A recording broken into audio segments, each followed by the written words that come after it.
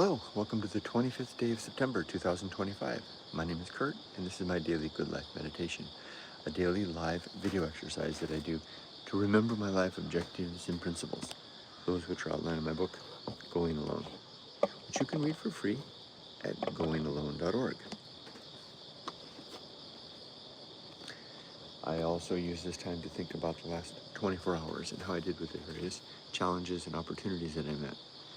I go over my creed, and I prepare for the coming day. But first, a hello to new subscribers to the channel. It's good to have you here. And a disclaimer that I do talk about sensitive things sometimes. Hello, Crystal. Good morning to you. Particularly I talk about death every day to a greater or lesser degree. Less lately. Sometimes I talk about it a lot. Just to let you know, so your heads up, because it makes some people uncomfortable. And a huge thank you to my supporters like Crystal. Thank you very much. One of my members on YouTube. Crystal, I've been thinking a lot lately about how to, since it's just you and me here, how to show my appreciation to my supporters and my members. I'm thinking of, I have various ideas, maybe like postcards or something like that. You know, I can't send anything anymore because of I don't know, at least to Americans. But anyway, I'm giving some thought. I really do, by way of anybody else that sees this, my huge appreciation to those that support me on my channels. Really am beginning to endeavor to make my way out into the community more, and that makes it all possible. Also, big thank you to those that watch my videos. Just the fact that you watch means so much. Let's get started. So I'm going to go over the last 24 hours now, talk about some interesting anecdotes that happened yesterday that allowed me to exercise the values in my book.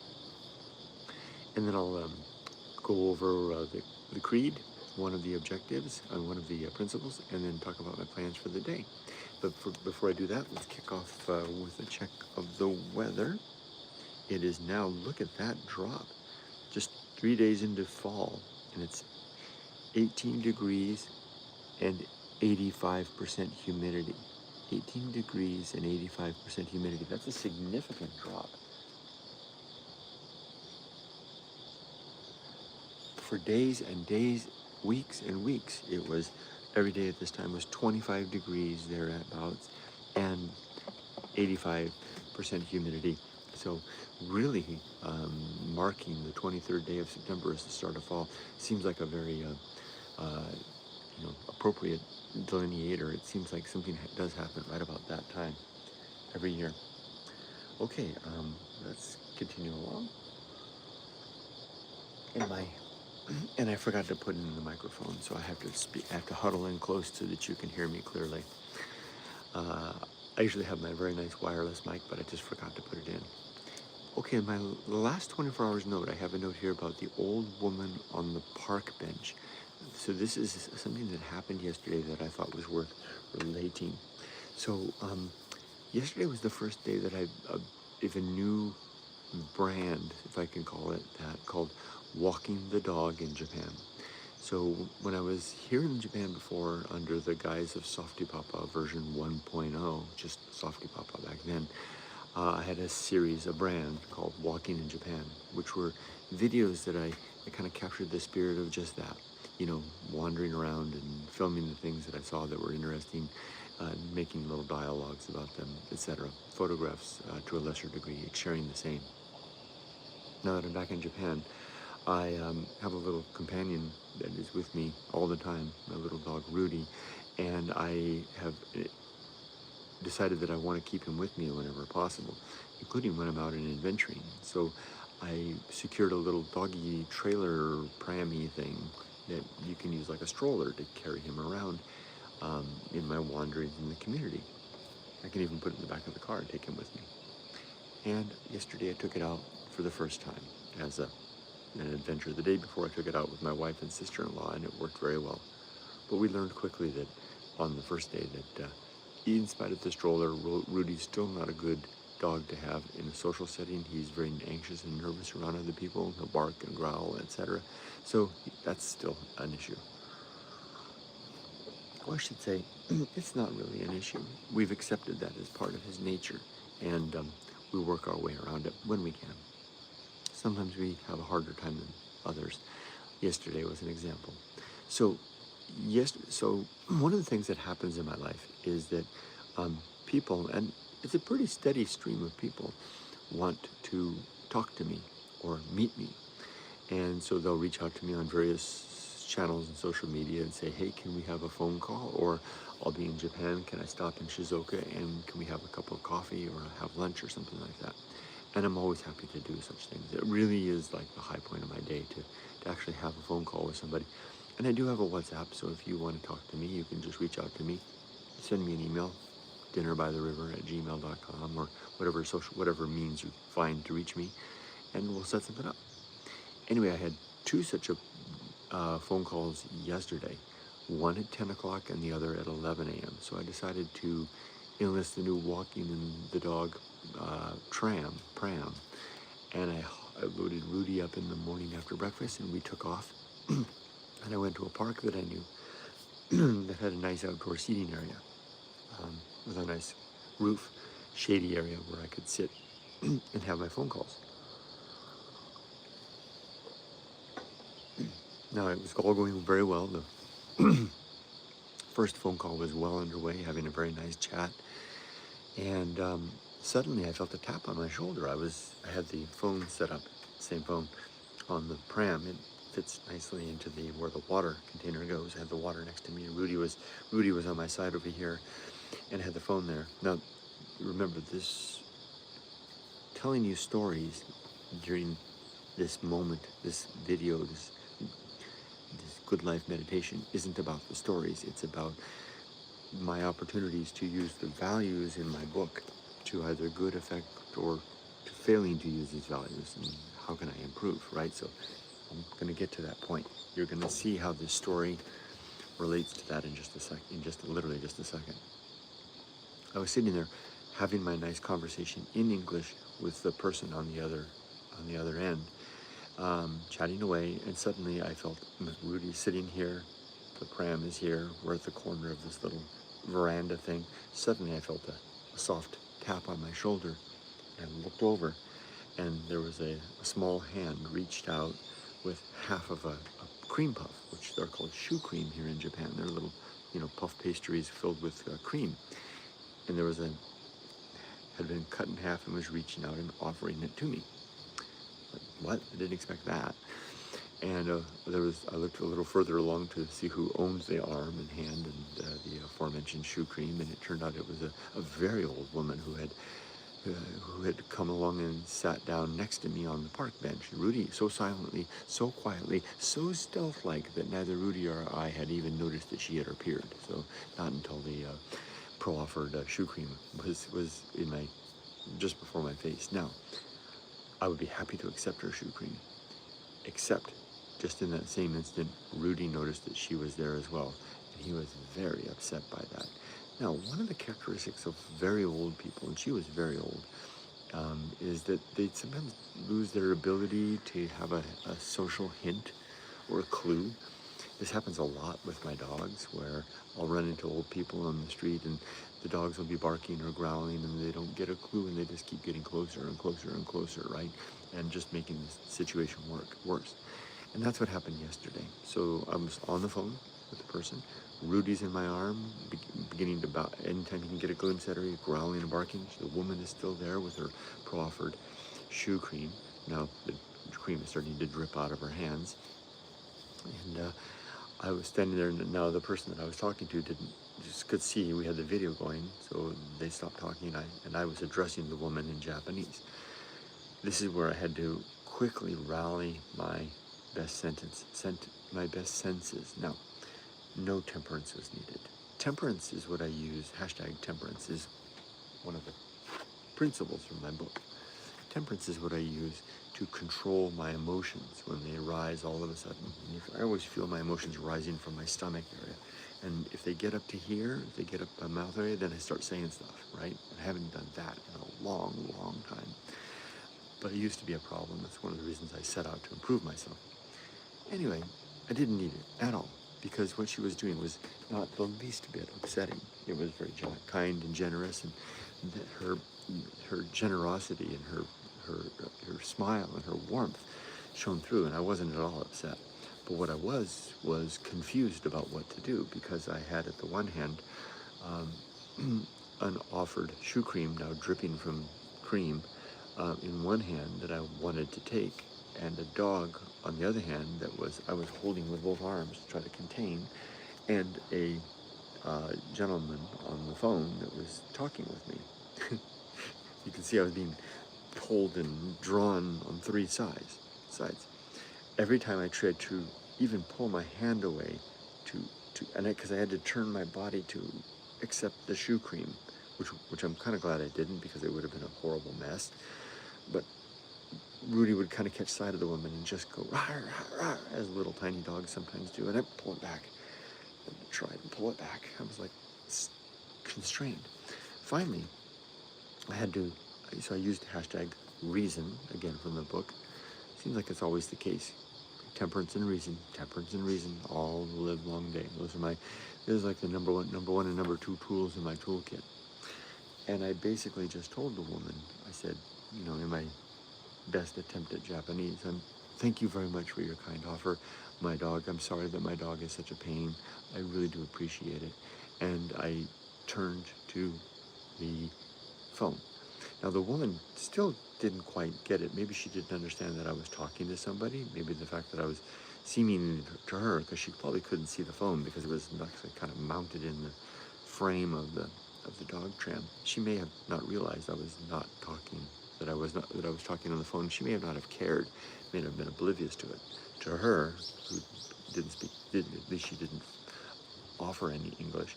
I was just some foreign guy talking to the ether at the park bench she was sharing. But what I did was I constrained myself down to give my attention back to, I gave the woman a good, ample amount of attention.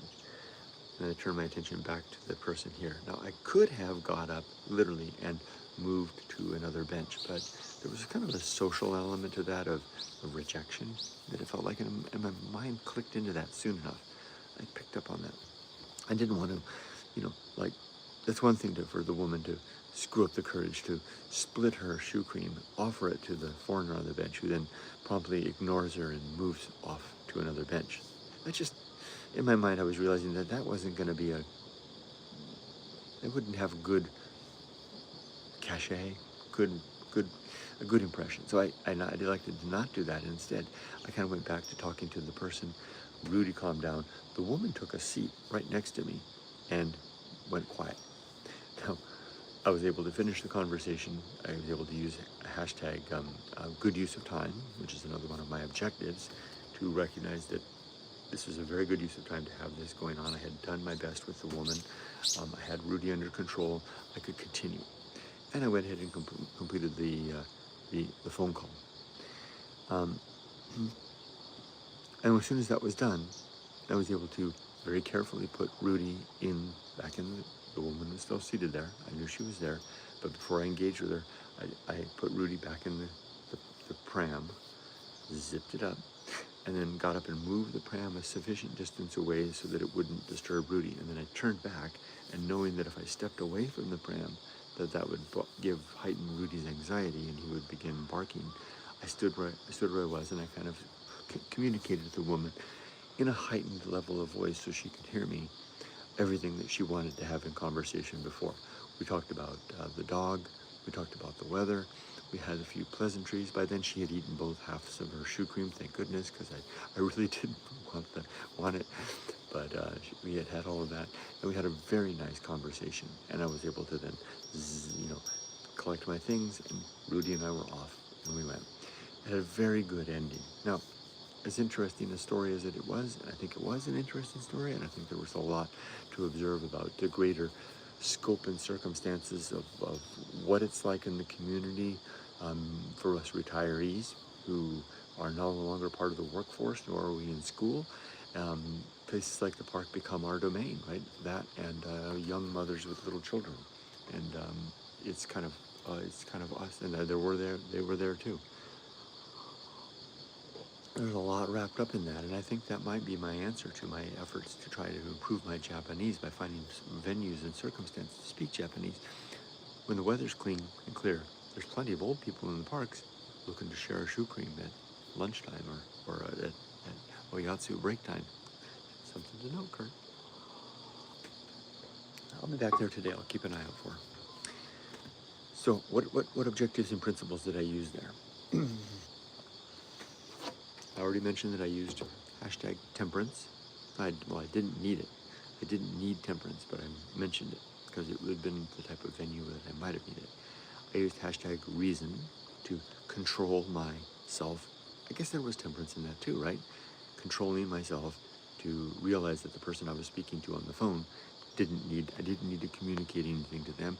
They had gone silent. I could see their face. They knew that I was talking to somebody. They could probably see the hand with the shoe cream in the camera frame.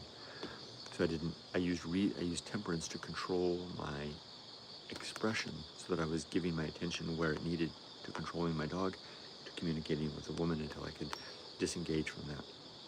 I used hashtag good use of time to recognize that I needed to complete my conversation with the person that had asked to have a phone call with me. And then I also used the chance afterwards, temperance again, to not re-engage the woman as soon as the phone was done, but to make sure that I secured Rudy, the dog, and then turned my attention back to her and gave her the attention that she had been seeking after. I guess there was a little bit of hashtag life will not go well thrown in, although in the end it turned out pretty darn good. Oh, a whole lot of the social hashtag social principle was in there, right? Yeah. And hashtag balance. I kept my balance through the whole thing. It's a very good experience. I'm going to give myself a 5-star rating on that one. 5 stars. Yesterday then forgets a 5-star day. I give myself these stars, and I don't have negative stars. It's just, it's like rating a restaurant 1 to 5. Relative to just how did I do yesterday relative to managing my life, using my values to do so. It was a good day. Okay, let's talk about my creed, which you can read in the chapter titled The Good Life in my book, Going Alone. Just go to goingalone.org, look for the button in the middle of the page that says read the book, click on that, look for the chapter titled The Good Life, and the creed is there. 8 objectives, 35 principles. The 8 objectives are as follows. Number 1 is to be always prepared for death, to have my affairs, my relationships, and my life's work in a good state so that if I die today, I'm not leaving a mess for my family or any unspoken words that should have been said. Number 2 is to make good and effective use of my time so that I'm not wasting my day. 3 is to develop and maintain good and sound life principles. That's why I work on this every day. 4 is to cultivate good emotional reactions, so I'm responding well in challenging situations, just like I did yesterday with the old woman. 5 is to perform good actions relative to my values. I would say that everything that happened in that incident yesterday, especially at the end, when I was wrapped everything up and I had Rudy the dog safely set aside, that I turned my attention back and gave the woman what she was clearly looking for, which was a human interaction. And I spent a good deal of time talking with her in my best Japanese to that end, fulfilling objective number 5. Number 6 is to recognize my true limits and true opportunities, so I know where and when to withdraw, when to engage, when to apply apathy to situations that are far beyond my control, or my reach, or my influence, or my intellectual capabilities. Number 7 is to do just one thing at a time and do that thing slowly, deliberately, and carefully. And number 8 is the objective of balance, which is going to sound a whole lot like it won't. I sometimes think they sound alike. The objective of balance means that I want to be imbalanced in both body and mind throughout the day. My final principle, the one I'm going to read today, principle number 35, is called being ready, which sometimes to me feels like balance. You can find this on, sorry, I got to talk into the mic. You can find this on page 274 of the hardbound edition, Being Ready. And yeah, this is a nod to the Boy Scouts. Being prepared at all times for anything and nothing. Regarding anything, be especially ready for big things with enduring consequences like education, marriage, children, and old age. Prepare for retirement. Prepare for death. Prepare for the disabilities that may come. Prepare for losing those around you. Prepare for being alone. Prepare for pain. And prepare for death, sudden, intermediate, or lingering. That was just my addition. Go as far as you can with your education. That you study is more important than what you study. So all the people that I hear talking now about how education isn't as important in the age of AI or to get ahead, well, in my mind, education was less about any of that, as much as about cultivating a rich and well-cultivated mind. Pick someone who shares your core values. Looks, hobbies, and all the rest are secondary. Each of your children gets at least 23 years of your life. Be ready for that. Regarding nothing, be ready for peace. It's harder than it seems. All right, as for today, well, it's day 2 of the Walking the Dog in Japan, of the Japan series. Today my plan is to go out and about after breakfast. I am going to be giving some serious thought to 2 things. One, how I can engage more with my supporters. I mean, the direct supporters. I'm talking about members on YouTube and supporters on Patreon. I am deeply, deeply grateful, and I have been for a long time, to everyone who supports my efforts. And I want to find ways to express that support. And I have a couple of ideas. I mentioned earlier, maybe I'm thinking about postcards, because I have this great writing desk, right? Wouldn't it be great to send postcards to people, especially to my supporters and my patrons, my members on YouTube and my supporters on Patreon. So to that end, I'm going to think about the logistics of how I could do that. Collecting addresses, sending out correspondence. I also have a very deep and rich community on, I have on Discord. Of course, I have Discord, and Discord people are really important to me. I need to think about that too. But I also have a good mailing list on my website, goingalone.org. All of these things are where I have opportunities to put rubber to the road and actually engage with people in a more human sense than just this one-way conversation. Now, here's another thing. This is what I'm also going to think about this morning. I think I'm going to begin, just because I like the way it sounds, something that I'm going to call Softypapa's office hours. The reason I'm calling it such I know it kind of makes me sound like the old professor, but that's not what I'm aiming at. When I was in college, my favorite professor was Dr. Doug Losey. He taught speech communication at Humboldt State University. He died a long time ago. And Dr. Losey was a great professor, a very good and important mentor in my life. And one of my favorite things when I was in my college years was to go visit Dr. Losey during his office hours. And he had his office there on the campus in an old building that had been home that had been turned into the speech communication room. And I would go visit Dr. Losey, either myself or with my friend Eric and Thielen. Sometimes the 3 of us would go visit him together. We were kind of compatriots in that regard. And we would sit with Dr. Losey and talk about all kinds of things. Ostensibly, we would go in talking about lectures, but we would find ways to talk with him about everything else. And I was thinking that I would like to do the same. And I think Discord is the best possible place to do that. So I have a chat room in Discord, and I think I'm going to create another one, or maybe I'll rebrand the current chat room as Softypapa's office, and I'll have regular office hours. I'm thinking maybe 10 o'clock Japan time, maybe sit for an hour at 10 wherever I am wandering around with the dog, find a place where maybe even set up one of those phone things on the dog stroller, and do it while I'm walking. And be there reliably if anybody wants to come and talk with me. Because I know this is kind of it doesn't feel one way to me, because when I'm done talking, I'll get to actually literally, I feel like I'm engaging with all of you that are regulars here, and those that show up once in a while. But it'd be nice to actually have a place where I can actually talk to people. So I'm going to work on this. What my plan for today is to make good use of time thinking about 3 things. How to better engage with my supporters on YouTube and Patreon, how to make better use of the Discord community, and how to setting up an hour of office time, probably in Discord. That's my plan. Go back to comments. And again, hello, Crystal. It's good good to have you as the first comment for the day. And there's Ray chiming in at 21 degrees and 41%. Very nice, Ray. We are currently at 18 degrees and 82% down. No, that's, yeah, 83% humidity. Humidity is dropping, which is good, bodes well for the day. Hopefully it'll be a cooler day. And of course, Ray is in Washington State, USA. Crystal says, postcards are nice, but just keep making videos if you can. You already put a lot of effort into what you do. Thank you, Crystal. I really appreciate that. That's really nice. You understand my sentiment, though. I'm so appreciative of everybody, and I want to do something. Thank you. That means a lot to me that you would say that. Tim, hello, Tim. Good morning to you. Top of the morning to you.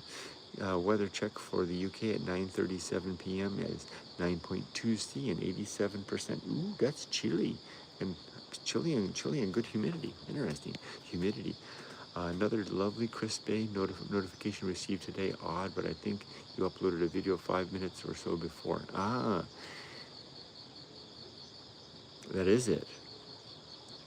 That video, though, I thought. Hold on. Let's get to the bottom of this.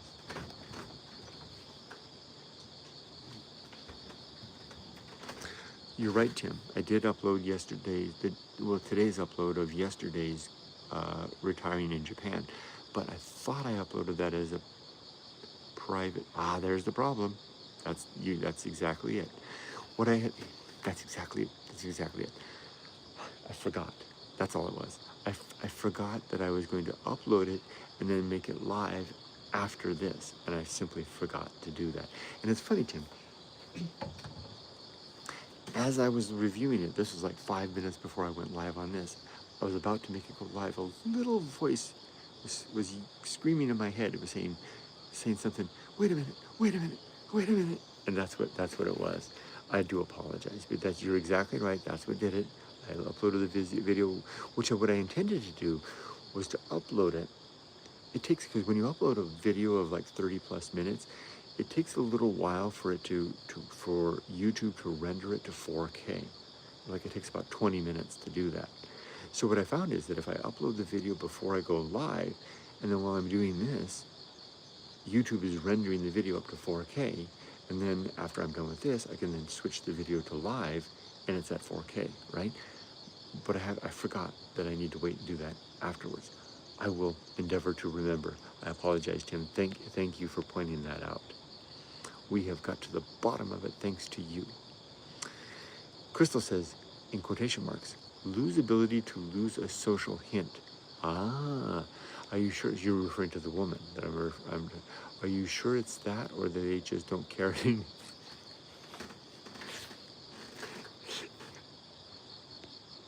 Yeah, that's probably it too. Indifferent as they age, wonder what I'll end up like. I think you're right, Crystal. I think that might be it. Maybe a little of both, right? Lose the ability to take a hint, yeah. Although I think that if she was aware that I was talking to somebody on the phone, which, although, I don't know. You're right. Something to think about. Okay, Marie says, agree with Crystal. Have always thought more of when you reach a certain age, like 80 plus, you stop caring, or you just go about what makes you happy. Yeah, I guess you got that prerogative, right? Tim says, if she was elderly and wanting a chat, maybe she was reaching out using the shoe cream to get the interaction. Your conversation with her may have been the highlight of her day. I get the impression. I think you're spot on with all of that, Tim. Let me get the clock finishes chiming.